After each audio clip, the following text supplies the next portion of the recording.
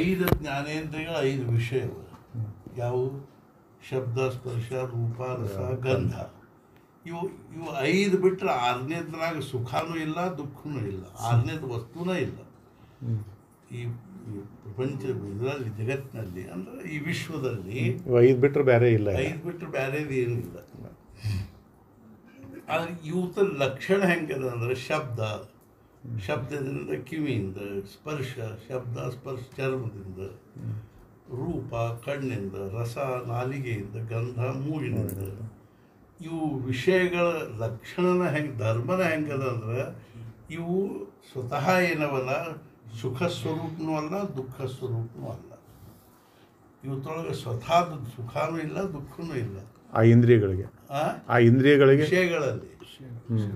ಈಗ ಶಬ್ದ ಅನ್ನೋದೊಂದು ವಿಷಯ ಅದಪ್ಪ, ಅದ್ರೊಳಗೆ ಅದರದ್ದೇ ಆಗಿರುವ ಸುಖ ದುಃಖ ಅದರದ್ದಿಲ್ಲ.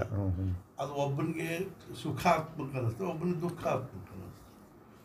ಜ್ಞಾನ ಯಾವಾಗ ಆಗ್ತದೆ ಅಂದರೆ ವಿಷಯೇಂದ್ರಿಯ ಸಂಯೋಗ.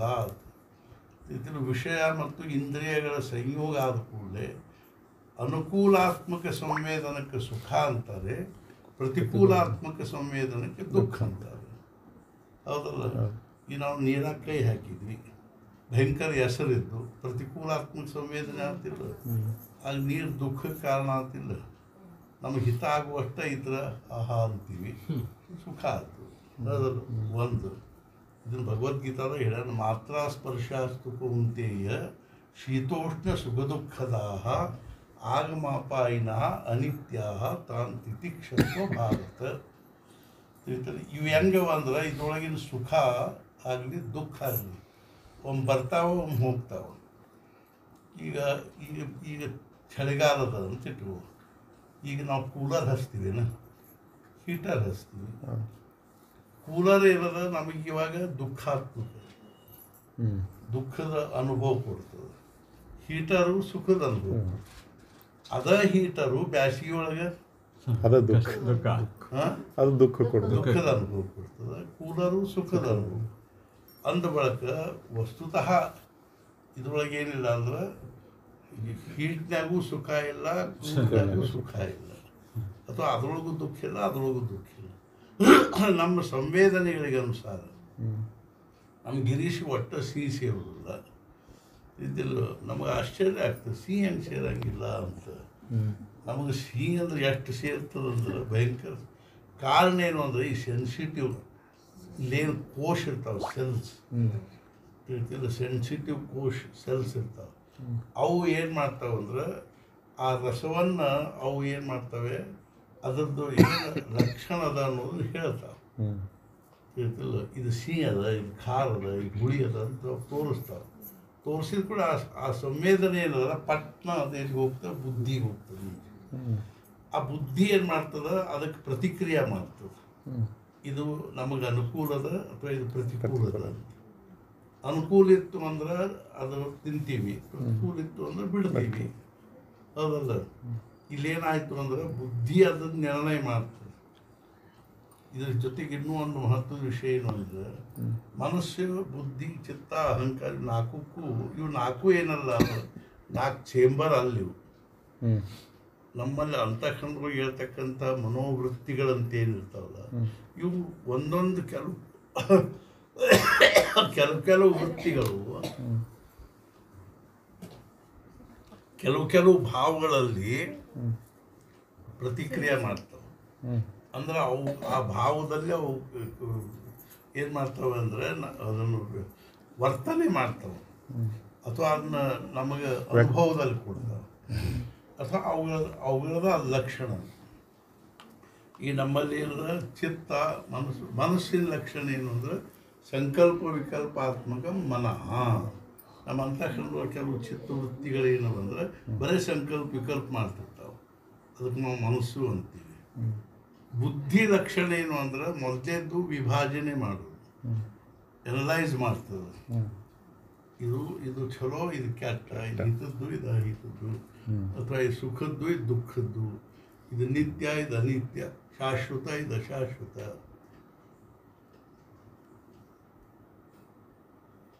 ಎನಲೈಸ್ ಮಾಡೋದು, ವಿಭಾಜನೆ ಮಾಡೋದು, ಅದಕ್ಕೆ ವಿವೇಕ ಅಂತೀವಿ ನಾವು. ವಿವಿಚ್ಯತೆ ಇತಿ ವಿವೇಕ. ಇದ್ರೊಳಗೆ ಅಕ್ಕಿಯೊಳಗಿನ ಹಳ್ಳು ಹೆಂಗೆ ಆರಿಸಿ ಬೇರೆ ಮಾಡ್ತೀವಿ, ಹಂಗೆ ಇದು ನಿತ್ಯ ಅನಿತ್ಯ, ಶಾಶ್ವತ ಅಶಾಶ್ವತ, ಸುಖ ದುಃಖ, ಹಿತ ಅಹಿತ ಅಂತ ಬೇರೆ ಮಾಡ್ತೀವಿ. ಬೇರೆ ಮಾಡಿ ಅದ್ರ ಬಗ್ಗೆ ತನ್ನದೇ ಆಗಿರ್ತಕ್ಕಂಥ ಒಂದು ನಿರ್ಧಾರ ಮಾಡ್ತೀವಿ. ಇದು ಬೇಕು, ಇದು ಬೇಡ ಅಂತ. ಬುದ್ಧಿ ಅದು ಎಷ್ಟು ಸುಸಂಸ್ಕೃತ ಇರ್ತದಲ್ಲ ಅಷ್ಟು ಒಳ್ಳೆಯದನ್ನು ಅದು ನಿರ್ಧಾರ ಮಾಡ್ತದೆ. ಎಷ್ಟು ಅಸಂಸ್ಕೃತ ಇರ್ತದನೋ ಅಷ್ಟು ಅದು ಪ್ರತಿಕೂಲ ದುಃಖಕ್ಕೆ ಕಾರಣವಾಗ್ತಕ್ಕಂಥದ್ದನ್ನು ನಿರ್ಣಯ ಮಾಡ್ತದೆ. ಈ ನಿರ್ಣಯ ಮಾಡೋದ್ರೊಳಗೆ ನಮ್ಮ ಜೀವನದ್ದೆಲ್ಲ ಏನದ ಉತ್ಕರ್ಷ ಅಪಕರ್ಷ ನಿರ್ಣಯ ಮಾಡುವಲ್ಲೇ ತಪ್ತೀವಿ ನಾವು. ಬುದ್ಧಿಯಿಂದನೇ ಎಲ್ಲ ಬುದ್ಧಿ ನಿರ್ಣಯ ಏನು ಮಾಡ್ತದ ಅದು ಸಂಸ್ಕಾರ ಚಲೋ ಇದ್ರೆ ಅದು ಒಳ್ಳೆಯದನ್ನು ನಿರ್ಣಯ ಮಾಡ್ತದೆ, ಕೆಟ್ಟಿದ್ರೆ ಕೆಟ್ಟದ್ದನ್ನು ನಿರ್ಣಯ ಮಾಡ್ತದೆ. ಕುಡಿದ್ರೆ ಸುಖ ಆಗ್ತದೆ ಅನ್ನೋ ನಿರ್ಣಯ ಮಾಡ್ತದೆ ಬುದ್ಧಿ. ಆವಾಗ ಕುಡಿಯೋ ಪ್ರವೃತ್ತಿ ಆಗ್ತದೆ. ಅಂದ್ರೆ ಅಸಂಸ್ಕೃತ ಬುದ್ಧಿ ಅದು. ಸುಸಂಸ್ಕೃತ ಬುದ್ಧಿ ಏನು ಮಾಡ್ತದೆ, ಕುಡಿಬಾರ್ದಪ್ಪ ಅದನ್ನು ಅನ್ನೋದನ್ನು ನಿರ್ಣಯ ಮಾಡ್ತದೆ. ಹೆಂಗೋ ಹಂಗೆ ಯಾವಾಗೋ ನಮ್ಮ ಈ ಅನಾದಿ ಕಾಲದಿಂದಲೂ ಅಥವಾ ಭಾಳ ಪ್ರಾಚೀನ ಕಾಲದಿಂದಲೂ ನಮ್ಮ ಬುದ್ಧಿ ನಿರ್ಣಯ ಮಾಡಿಬಿಟ್ಟಂದ್ರೆ ಈ ದೇಹನ ನಾನು ಅಂತ ನಿರ್ಧಾರ ಮಾಡಿಬಿಟ್ಟ. ಆದ್ದರಿಂದ ಅದ ಬುದ್ಧಿ ಬೆಳ್ಕೊಂಡು ಬಂದು ಇದಕ್ಕೆ ದೇಹಾತ್ಮ ಬುದ್ಧಿ ಅಂತ. ದೇಹ ಬುದ್ಧಿ ದೇಹ ಬುದ್ಧಿ. ಈ ದೇಹನ ನಾನು ಅಂತ ನಮ್ಮ ಬುದ್ಧಿ ಅದನ್ನು ಕಂಪ್ಲೀಟ್ ನಿರ್ಣಯ ಮಾಡಿ ಅದು ಇದನ್ನು ಮಾಡಿಬಿಟ್ಟದು, ತತ್ಸ್ವರೂಪ ಆಗಿಬಿಟ್ಟದು. ಇದ ಬುದ್ಧಿ ಅದರಿಂದ ತೆಗೆದು ನಾನು ದೇಹ ಅಲ್ಲ ಆತ್ಮ ಇದ್ದೀನಿ ಅನ್ನೋದು ನನ್ನ ಬುದ್ಧಿ ಒಂದ್ಸಲ ನಾನು ಬುದ್ಧಿ ನಿರ್ಣಯ ಮಾಡ್ತೀವಂದ್ರೆ ಆಗಿಂದಾಗ ನಾವು ಆತ್ಮಸ್ವರೂಪ ಆಗಿಲ್ಲ. ಆದ್ರೆ ನಮ್ಗೆ ಎತ್ತಿ ಅದನ್ನು ಹಾಕ್ಕೊಂಡು ಅದನ್ನು ನಿರ್ಣಯ ಮಾಡಲಿಕ್ಕೆ ಆಗೋದಿಲ್ಲ. ಹಿಂಗಾಗಿ ನಾವು ದೇಹ ಬುದ್ಧಿ ಒಳಗನ ಪ್ರಪಂಚದ ಎಲ್ಲ ಸುಖಗಳನ್ನು ದುಃಖಗಳನ್ನು ಅನುಭವಿಸುತ್ತೇವೆ ಹೊಂಟೀವಿ. ಹಂಗೇನದ ಅಂದ್ರೆ ಈಗೇನು ಮಾಡ್ತದೆ, ಈ ವಿಷಯಗಳನ್ನು ಅವತ್ರೊಳಗೆ ಏನದ ಅಂದ್ರೆ ಅದನ್ನ ಅನುಭವ ಪಡ್ಕೊಳ್ಳುವಂಥ ಸೂಕ್ಷ್ಮವಾಗಿರೋ ಕೋಶ, ಮೂಗಿನೊಳಗೆ ಕೋಶ ಇರ್ತಾವೆ, ಇಲ್ಲಿ ಕಿವ್ಯಾಗ ಎಲ್ಲ ಕಡೆ ಕೋಶ ಇರ್ತಾವೆ, ಚರ್ಮದಲ್ಲಿ ಇದಿಲ್ಲ. ಆ ಕೋಶಗಳು ನಮ್ಗೆ ಆ ಸುಖ ದುಃಖ ಒದಗಿಸ್ತಾವೆ, ಅಲ್ಲ ಆ ವಿಷಯಗಳನ್ನು ಒದಗಿಸ್ತಾವೆ. ಅದನ್ನು ನಮ್ಮ ಬುದ್ಧಿ ನಿರ್ಣಯ ಮಾಡ್ತದೆ, ಇದು ನನಗೆ ಬೇಕು, ಇದು ಬೇಡ ಅಂತ. ಅದಕ್ಕನುಸಾರವಾಗಿ ಅದ್ರ ಜೊತೆ ವ್ಯವಹಾರ ಶುರುವಾಗ್ತದೆ. ಆದರೆ ಮೂಲತಃ ಏನಿದೆ ಅಂದರೆ ಇದು ಸುಖ ದುಃಖಾತ್ಮಕವಾಗಿರೋ ಪ್ರಪಂಚದ ವಿಷಯ ಎಲ್ಲ ಒಮ್ಮೆ ಸುಖ ಕೊಟ್ಟರೆ ಒಮ್ಮೆ ದುಃಖ ಕೊಡ್ತಾರೆ. ಹೌದಲ್ಲ, ಒಬ್ಬನಿಗೆ ಖಾರ ಸೇರ್ತದೆ, ಅವನಿಗೆ ಖಾರ ಸುಖ ಕೊಡ್ತದೆ, ನಮಗೆ ಖಾರ ಸೇರಂಗಿಲ್ಲ, ನಮಗೆ ಖಾರ ದುಃಖ ಕೊಡ್ತದೆ. ಖಾರದೊಳಗೆ ಏನು ಸುಖ ದುಃಖ ಇಲ್ಲ, ನಿಮ್ಮ ಕೋಶದೊಳಗೆ ಸುಖ ದುಃಖದ ಸೆನ್ಸೇಷನ್ ಅದ, ಅದಕ್ಕನುಸಾರವಾಗಿ ಆಗ್ತದೆ. ಆದ್ದರಿಂದ ಈ ಪ್ರಪಂಚದ ವಿಷಯಗಳೆಲ್ಲ ಇನ್ನೂ ಕೆಲವು ಲಕ್ಷಣ ಇವೇನವ ಅಂದ್ರೆ ತಾತ್ಪೂರ್ತಿಕವ.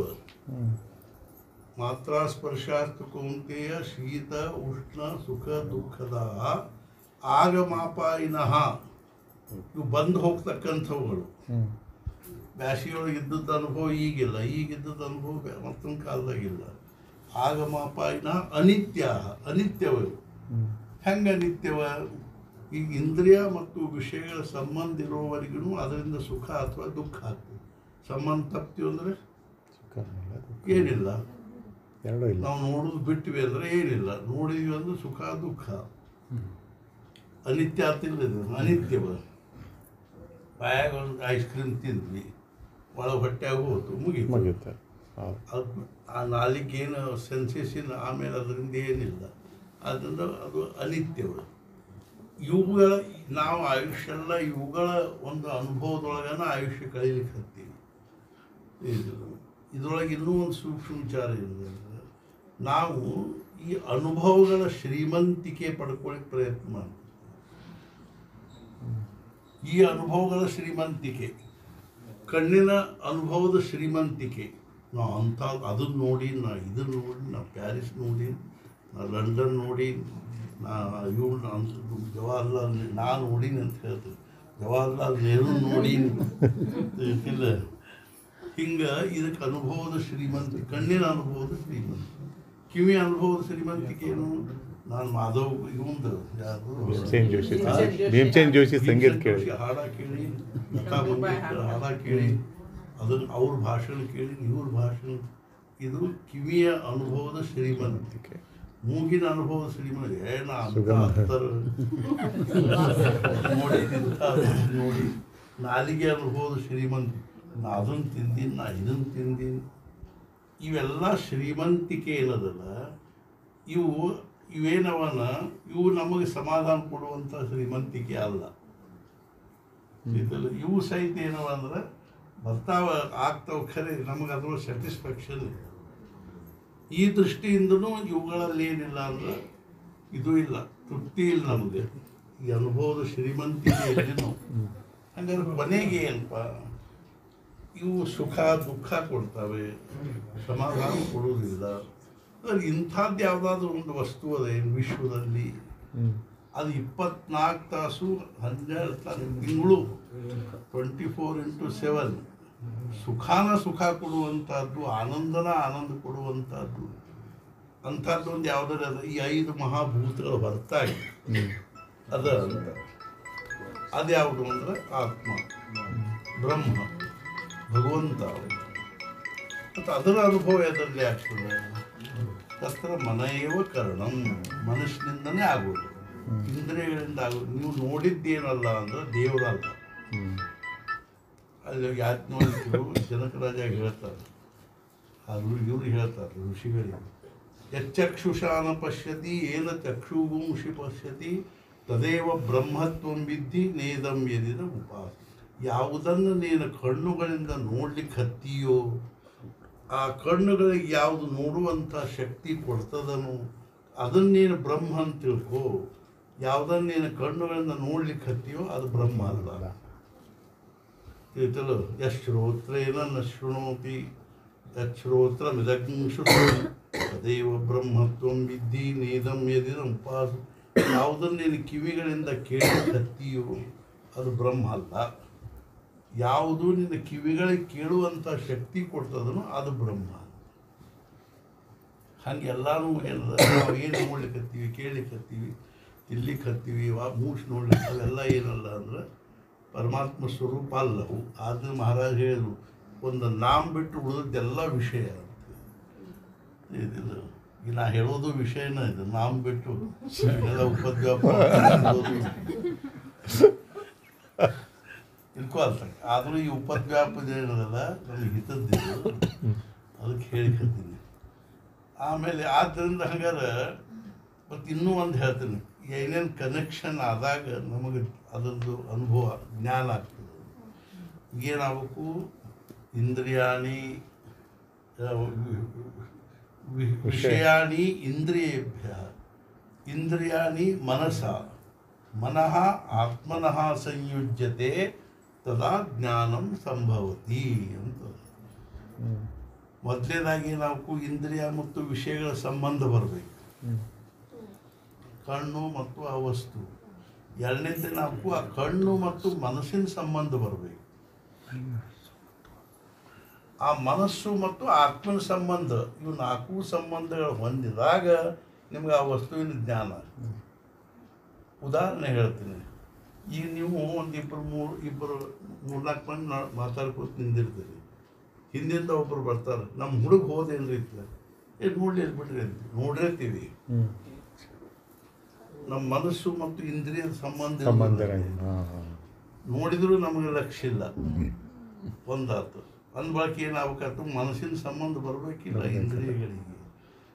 ಇನ್ನೊಂದು, ಒಬ್ಬ ಸತ್ತಾನ, ಒಬ್ಬ ಮಲ್ಕೊಂಡ, ಇಬ್ಬರಿಗೂ ಕಾಣಿಸೋದಿಲ್ಲ. ಈ ಫರಕೇನು, ಆ ಮಲ್ಕೊಂಡವನು ಅಲ್ಲ, ಒಬ್ಬ ಸತ್ತಾನ, ಒಬ್ಬ ಕುರುಡಿದ್ದಾನ, ಇಬ್ಬರಿಗೂ ಕಾಣಿಸೋದಿಲ್ಲ. ಫರಕೇನು ಅಂದರೆ ಇವಂದು ಇನ್ಸ್ಟ್ರೂಮೆಂಟ್ ಕೆಟ್ಟದ, ಕುರುಡಂದ. ಇವನಿಗೆ ಆತ್ಮದ ಮನಸ್ಸದ ಒಂದು ವಿಷಯನೂ ಅದ, ಖರೆ ಇನ್ಸ್ಟ್ರೂಮೆಂಟು ಯಾವುದ್ರ ಮೂಲಕವಾಗಿ ಅದು ವಿಷಯ ಒಳಗೆ ಹೋಗಬೇಕು. ಆ ಬಾಗಿಲನ ಕೆಟ್ಟದ. ಇನ್ನೊಬ್ಬ ಅವಾಗ ಅಲ್ಲಿ ಮನಸ್ಸು, ಆತ್ಮನೂ ಇಲ್ಲ, ಮನಸ್ಸೂ ಇಲ್ಲ. ಅವನ ಕಣ್ಣು ಚಲೋ ಅವ, ವಿಷಯಗಳ ಕಣ್ಣು ಮುಂದೆ ಅವ, ಖರೆ ಅವ್ನು ಕಾಣಿಸೋದಿಲ್ಲ. ಹೌದಲ್ಲ ಅಂದ್ಬೇಕು ಇವು ನಾಲ್ಕುದ್ರದ್ದು ಯಾವ ಅಷ್ಟು ಮೂರು ಯಾವ ಜಾಯಿಂಟ್ ಕನೆಕ್ಷನ್ ಕಂಪ್ಲೀಟ್ ಆಗ್ತದೆ ಅವಾಗ ಜ್ಞಾನ ಆಗ್ತದೆ. ಇದು ವಿಷಯಗಳ ಬಗ್ಗೆ ಆಯ್ತು. ಹಾಗಾದ್ರೆ ಅಖಂಡವಾಗಿ ಯಾವಾಗಲೂ ಆನಂದ ಸುಖ ಸಮಾಧಾನದಲ್ಲಿರುವಂಥ ವಸ್ತು ಜ್ಞಾನ ಹೆಂಗಾಗ್ತದೆ? ಅದು ಈ ಇಂದ್ರಿಯಗಳಿಂದ ಆಗುವುದಿಲ್ಲ. ಇಂದ್ರಿಯಗಳು ದೃಶ್ಯವನ್ನು ಮಾತ್ರ ಅನುಭವದಲ್ಲಿ ತಂದುಕೊಡುವುದು. ಕಣ್ಣುಗಳಿಂದ ನೋಡಿದ ಬ್ರಹ್ಮ ಅಲ್ಲ. ಅಂದರೆ ಅದು ಬ್ರಹ್ಮ ಅಂತಿದ್ದ ಅದರ ಅನುಭವ ಹೆಂಗಲ್ಲ ಮನೆಯೇ ತರ್ಕ ಮನುಷ್ಯನಿಂದನೇ.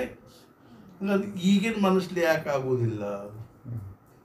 ಸದ್ಯ ನಮ್ಮದೇನೋ ಮನಸ್ಸು ಆ ಮನುಷ್ಯನ ಜ್ಞಾನ ಯಾಕೆ ಆಗೋದು? ಅದ್ರ ಜ್ಞಾನ ಆಗೋದಕ್ಕೂ ಇಂದ್ರಿಯಗಳ ಜ್ಞಾನ ಆಗೋದಕ್ಕೂ ವ್ಯತ್ಯಾಸ ಅದ. ಇಂದ್ರಿಯಗಳ ಮತ್ತು ವಿಷಯದ ಜ್ಞಾನ ಏನದಲ್ಲ, ಇದು ಆಬ್ಜೆಕ್ಟಿವ್ ನಾಲೆಜ್. ನೀವೊಂದು ಫೋಟೋ ನೋಡಿದಿ ಒಳಗೆ ಹೋದಿ, ಫೋಟೋ ಇಲ್ಲೇ ಉಳಿತು ನೀವು ಒಳಗೆ ಹೋದಿ, ಅದ್ರ ಜ್ಞಾನ ಆಗ್ತಿಲ್ಲ. ಈ ಜ್ಞಾನ ಏನಂತಾರೆ ಆಬ್ಜೆಕ್ಟಿವ್ ನಾಲೆಜ್. ಅದು ಆಬ್ಜೆಕ್ಟ್ ಒಂದು ಬೇರೆ ಉಳಿತಿಲ್ಲ, ಹೌದಲ್ಲ? ಆದರೆ ಈ ಭಗವಂತನ ಅನುಭವ ಏನದು ಸರ್ವವ್ಯಾಪಿ ಅನಾದಿ ಅನಂತ ಸರ್ವಜ್ಞ ಸರ್ವಶಕ್ತಿಮಾನವಾಗಿರ್ತಕ್ಕಂಥ ಒಂದು ಎಕ್ಸಿಸ್ಟೆನ್ಸ್ ಅದನ್ನು ಅದ್ರ ಮೂಲ ಸ್ವರೂಪಕ್ಕೆ ನಾವು ಬೀಯಿಂಗ್ ಅಂತೀವಿ. ಅದೇನು ಮುಂದೆ ಆಕಾರ ತಾಳ್ತಿಲ್ಲ ಅದು ಬಿಕಮಿಂಗ್ ಅಂತೀವಿ. ಇದೆಲ್ಲ ಬಿಕಮಿಂಗ್ ಇದು ಕಾಣಿಸೋದಿಲ್ಲ. ಇದ್ರ ಹಿಂದೆ ಬೀಯಿಂಗ್ ಅದ್ರ ಕಡೆ ನಮಗೆ ಲಕ್ಷ್ಯ ಇಲ್ಲ. ಅದರ ವಸ್ತುತಃ ನಮ್ಮ ಖರೆ ಸ್ವರೂಪ ಅದು. ಅದಕ್ಕೆ ನಾನು ಅಹಂ ಬ್ರಹ್ಮಾಸ್ಮಿ ಅನ್ನೋದ್ರ ಅರ್ಥದ ಇಟ್ಕೊಳ್ತೇನೆ. ಆದ್ದರಿಂದ ಏನದ ಅಂದ್ರೆ ಇವುಗಳ ಒಂದು ಅನುಭವಕ್ಕಾಗಿ ಅನುಭವ ಸಬ್ಜೆಕ್ಟಿವ್ ನಾಲೆಜ್ ಇದೆ. ಸಬ್ಜೆಕ್ಟಿವ್ ನಾಲೆಜ್ ಅಂದ್ರೇನು? ಅದ್ರ ಜೊತೆ ತಾದಾತ್ಮ್ಯಾಗೆ ಅನುಭವ ಪಡ್ಕೋಬೇಕು. ಈ ನಮ್ಮ ಮನಸ್ಸು ಯಾಕೆ ತಾದಾತ್ಮ್ಯಕ್ಕೆ ಆಗುವುದಿಲ್ಲ ಅಂದ್ರೆ ಅದು ಎಷ್ಟು ಶುದ್ಧದ, ಎಷ್ಟು ನಿರ್ವಿಕಲ್ಪದ ನಿಷ್ಪ್ರಪಂಚದ ಶುದ್ಧದ, ಅಷ್ಟು ನಮ್ಮ ಮನಸ್ಸು ಶುದ್ಧ ಆದರೆ ಎರಡು ಒಂದಾಗ್ಬಿಡ್ತದೆ. ಈ ಒಂದು ಗ್ಲಾಸ್ ಅದ, ಆ ಗ್ಲಾಸ್ ಅಗದಿ ಸ್ವಚ್ಛ ಅದ. ನಮಗೆ ಅಂತಿದ್ದಾಗ ಅಲ್ಲಿ ಗ್ಲಾಸ್ ಅದ ಅನ್ಸೈತೆ ಅನ್ಸೋದು. ಅಲ್ಲೇ ಇದನ್ನು ಪ್ಯಾಲೇಸ್ ನೋಡ್ಲಿಕ್ಕೆ ಹೋಗಿದ್ವಿ, ಮೈಸೂರು ಪ್ಯಾಲೇಸ್. ಅಲ್ಲೊಂದು ಕಡೆ ಹಿಂಗೆ ಗ್ಲಾಸ್ ಹಾಕ್ಯಾರ, ಗೊತ್ತಿಲ್ಲ. ನಾವಲ್ಲಿ ಗ್ಲಾಸ್ ಅದನ್ನು ನಮಗೆ ಲಕ್ಷ್ಯಕ್ಕೆ ಬರಲೇ ಇಲ್ಲ. ನಾವು ಹೋಗಿ ಢಗ್ ಅಂತ ಹಾಯ್ದಿಲ್ಲಿ ಅದಕ್ಕೆ. ಈಗ ನಮ್ಗೆ ಮಗ್ಗದಿಂದ ಗಾಡಿ ಒಳಗೆ ಗ್ಲಾಸ್ ಹಾಕಿರ್ತದೆ, ಅದು ಹಾಕಿದಂಗೆ ಗೊತ್ತಾಗ ಹಿಂಗೆ ಕೈ ಹಿಡಿದು ನೋಡಿ ಅವಾಗ ಗ್ಲಾಸ್ ಅದ ಅಂತ. ಅದರ ಅಸ್ತಿತ್ವವನ್ನು ನಮಗೆ ತೋರಿಸ್ಕೊಡ್ತಕ್ಕಂಥ ಅದ್ರ ಮ್ಯಾಲೆ ಏನಿಲ್ಲ ಅಂದರೆ ಯಾವುದಾದ್ರೂ ಒಂದು ಅರಿವಿಲ್ಲ ಅಂದರೆ ಅದು ಲಕ್ಷಣ ಇಲ್ಲ. ಆ ಲಕ್ಷಣ ನಮ್ಗೆ ಅದ್ರ ಅಸ್ತಿತ್ವವನ್ನು ತೋರಿಸ್ಕೊಡ್ತದೆ. ಇದಿಲ್ಲ ಅದ್ರ ಮ್ಯಾಲೆ ಒಂದು ಪೆನ್ನಿಲ್ಲ ಒಂದು ಟಿಕ್ಕಿ ಇಡು ಅಲ್ಲಿ ಕ್ಲಾಸ್ ಗೊತ್ತಾಗುತ್ತೆ. ಅದು ನಮ್ಮ ಮನಸ್ಸು ಅದ ಅನ್ನೋದು ನಮಗೆ 24 ತಾಸು ಗೊತ್ತಾಗ್ತದೆ. ತಿಳಿತಿಲ್ಲ ಹೆಂಗೆ ಅಂತಂದ್ರೆ ಈಗ ನಮ್ಗೆ ಹೆಬ್ಬಟ್ಟಿಗೆ ಗಾಯ ಆಗಿದೆ ಅಂತ ತಿಳ್ಕೊಳ್ಳಿ, ಅದ್ರೊಳಗೆ ವೇದನಾ ಅದ, ನೋವು ಅದ. ಆ ನೋವನ್ನ ನನಗೇನು ಮಾಡ್ತಂದ್ರೆ ಹೆಬ್ಬಟ್ಟಿನ ಇರುವಿಕೆಯ ಅರಿವನ್ನು ಮಾಡಿಕೊಡ್ತದೆ. ನೋವು ಇದ್ದಿದ್ದಿಲ್ಲ ನಮ್ಗೆ ಹೆಬ್ಬಟ್ಟು ಅದ ಅನ್ಸೈತೆ ಅನ್ಸ್ಕೋಬೇಕು.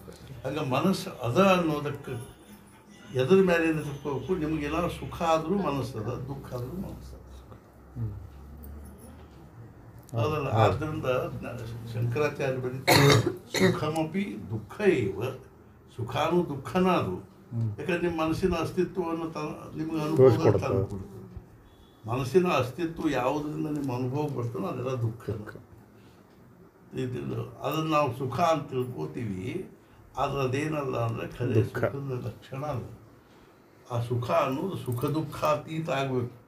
ಅದು ಖರೆ ಸುಖದ ಲಕ್ಷಣ, ಆನಂದದ ಲಕ್ಷಣ. ಇವೆರಡೂ ಆನಂದದ ಲಕ್ಷಣ ಅಲ್ಲ. ಹಂಗಾರೆ ಸುಖ ದುಃಖಾತೀತ ಆಗ್ಬೇಕಂದ್ರೆ ಆ ಸುಖ ದುಃಖಾತೀತವಾಗಿರೋ ವಸ್ತುವಿನ ಜೊತೆ ತಾದಾತ್ಮ್ಯ ಆಗಬೇಕು. ಎದನ್ನೇ ತಾದಾತ್ಮ್ಯ ಆಗಬೇಕು? ಮನಸ್ಸನ್ನು ಏನು ಮಾಡ್ಬೇಕಾಯ್ತು? ಅಷ್ಟು ಶುದ್ಧ ಮಾಡ್ಬೇಕಾತಿಲ್ಲ. ಅದಕ್ಕೇನು ಮಾಡಬೇಕು? 2 ಪ್ರೊಸೆಸ್ಸು, ಒಂದು positive process, negative process. Negative process ಏನು ಅಂದ್ರೆ ಅದರೊಳಗೆ ಏನು ಆತ್ಮನಿಂದ ನಿಮ್ಮನ್ನು ದೂರ ಮಾಡ್ತಕ್ಕಂಥ ಏನೊಂದು ಮಾಲಿನ್ಯ ಅದನ್ನು, ಮಾಲಿನ್ಯ ಎದರ್ತದ? ದೃಶ್ಯನ ಮಾಲಿನ್ಯ. ನಮ್ಮ ಮನುಷ್ಯನಾಗ ಏನು ದೃಶ್ಯ ತುಂಬಿದ ಜಗತ್ತು, ಸ್ಥೂಲ ಜಗತ್ತೇನು ತುಂಬಿಲ್ಲ, ಅದು ನಮ್ಮ ಮನಸ್ಸಿನ ಮಾಲಿನ್ಯ. ಅದನ್ನು ನೀವು ಅಷ್ಟು ಹೊರಗೆ ತೆಗೆದು ಒಗೆದು ಹೊರತು ನಿಮ್ಮ ಮನಸ್ಸು ಶುದ್ಧ ಆಗ್ತದೆ. ಎರಡು ಪ್ರಕ್ರಿಯೆ ಅವು. ಅದ್ರಾಗ ಅದನ್ನಷ್ಟು ತೆಗೆದು ಹೋಗಿರಿ ಒಂದು.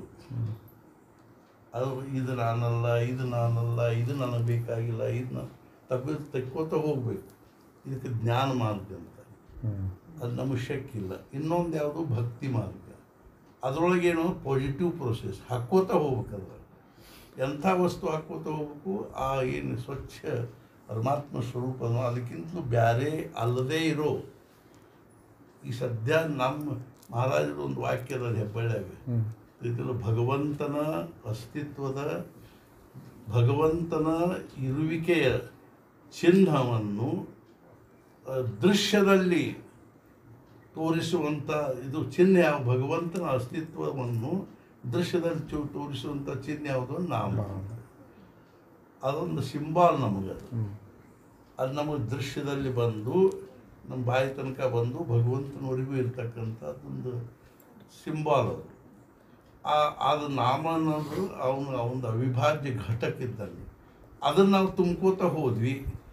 ಅದರೊಳಗೆ ಏನು ಬ್ಯಾಡದನೋ ಆತ್ಮಸ್ವರೂಪದ ಜೊತೆ ತಾದಾತ್ಮ್ಯ ಆಗಲಿಕ್ಕೆ ಏನು ಒಂದು ಬೇಡವಾಗಿರೋದು ಏನೊಂದು ತುಂಬೇದನೋ ಅದನ್ನೆಲ್ಲ ನಾವು ಹಾಕೋತ ಹೋದ್ವಿ ಅಂದ್ರೆ ಆ ಹೊರಗೆ ಬಿದ್ಕೋತ ಹೋಗ್ತಾ ಇಲ್ಲ. ಇಲ್ಲದ ವಿಚಾರ ಬರೋದು, ಜಪಕ್ಕೆ ಕೂತ್ಕೊಳ್ಳೋದು ಅಂತೀವಲ್ಲ. ಜಪ ಒಳಗೆ ಹಾಕ್ಲಿಕ್ಕೆ ಹತ್ತಿರಿ ಅಂದ್ರೆ ಅದು ಹೊರಗೆ ಬೀಳ್ಲಿಕ್ಕೆ ಹತ್ತದು ತಿಳಿತಿಲ್ಲ. ಅಂದಾಗ ನಾವು ಇಲ್ಲದ ವಿಚಾರ ಬಂದ್ರೆ ಜಪ ಬಿಡಬೇಕು, ಮಾಡಬೇಕು ಅಂತ ಮಾಡ್ಕೊಂಡು ಹೋಗ್ಬೇಕಿಲ್ಲ. ಅದು ಅಂತಃಕರಣ ಅದನ್ನು ತುಂಬುತ್ತೀವಿ ಅಂದ್ರೆ ಆ ಅಂತಃಕರಣ ಶುದ್ಧ ಆಗಿಬಿಡುತ್ತೆ. ಅಶುದ್ಧವಾಗಿರೋ ಅಂತಃಕರಣ ಪರಮಾತ್ಮನ ಜೊತೆ ತಾದಾತ್ಮ್ಯ ಅಂದ್ಕೊಳ್ಳಿ ಅವನ ಅನುಭವ ಬರ್ತದೆ. ಅವನ ಅನುಭವ ಬಂತು. ಅದು ಹೆಂಗೆ ಬರ್ತದೆ, ನಾನು ಅಖಂಡವಾಗಿ ಆನಂದ ಸ್ವರೂಪ ಇದ್ದೀನಿ, ಸಚ್ಚಿದಾನಂದ ಸ್ವರೂಪ ಇದ್ದೀನಿ ಅನ್ನೋ ಅನುಭವ ಬರ್ತದೆ. ತಿಳಿತಿಲ್ಲ. ಜಾನಕಿ